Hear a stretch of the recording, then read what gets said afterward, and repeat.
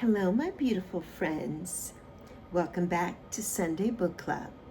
Today's conversation is inspired by Elizabeth Gilbert's Eat, Pray, Love. But as always, this isn't a discussion about a book. It's a conversation inspired by a book. So, grab a snack, come on back, and let's get into Eat, Pray, Love.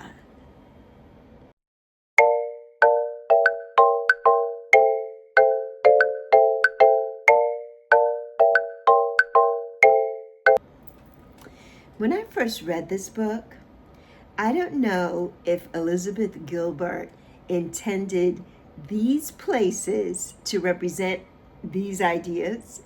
Maybe she did, and maybe she didn't, but this is what they came to represent for me.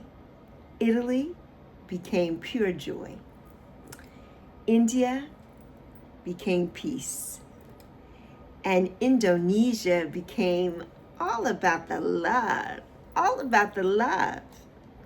And somewhere along the way, I realized that those are the three things I think all of us are searching for, right? When we're younger, we often think the journey is about finding the right place, right? But as we get older, we begin to realize that it's really about becoming the right person wherever we are, just becoming that person. And for me, that's what this book has always been about. Not travel, but transformation.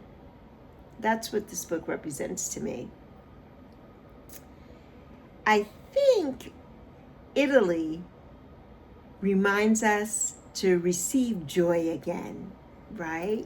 Not the big, life-changing kind, that everyday kind of joy. And, a good meal, a good conversation like we're having right now, a quiet morning, a sunset, a laugh that catches you by surprise. Sometimes feeding your soul has nothing to do with food. Absolutely not. Nothing to do with food at all. And I just love that, right? I love that about this whole book, Eat, Pray, Love. Sometimes, it's simply remembering that you're allowed to enjoy your own life.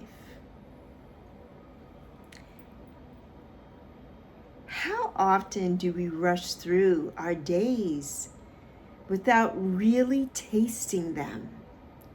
Not just our food, our lives. And now we're getting into peace, right? Whether that looks like prayer or reflection, meditation, or simply sitting quietly with yourself. Peace isn't something that we stumble upon. It's something that we make room for. It is. And ask me how I know. Sometimes the greatest gift we can give ourselves isn't another answer. No. It's a little more quiet. Because it's often in the quiet that we finally hear ourselves again. When we're still, when we take that time for ourselves to reflect and to meditate and just be, right? And just be. And then, of course, finally, love. Not just loving someone else, but learning to trust your own heart again. Healing isn't always about becoming someone new. No. Sometimes it's about finding the person, life buried underneath the responsibilities, the person who was always there, just waiting to be rediscovered. maybe that's the real journey, right? Maybe that's the real journey. Not becoming someone different, but finding your way back to who you've always been. I love that. So, I've never traveled to Italy. No. I've never visited India. And I've never been to Indonesia. One day I will. But I've taken that journey anyway, right? I've taken it anyway. And maybe you have too. You don't have to travel the world to find yourself. Sometimes the longest journey you'll ever take is the one that brings you back to you. Maybe that's why Eat, Pray, Love has stayed, with so many of us for all these years. It reminds us that healing, it's not a destination. Nope. It's a journey. And every journey begins with one small decision, one tiny decision to nourish your soul, to seek peace, and to trust your heart again. Maybe your next chapter doesn't begin with a passport, but maybe it begins the moment you decide your soul deserves to be fed.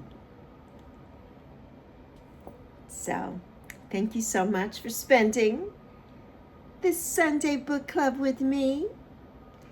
And if this conversation spoke to your heart, I'd love to know which part of the journey you're on right now. Are you learning joy, searching for peace, or learning to trust your heart again? So, until next Sunday, my birthday book club. I hope that you all come. Take care of yourselves, and remember, I love you plenty.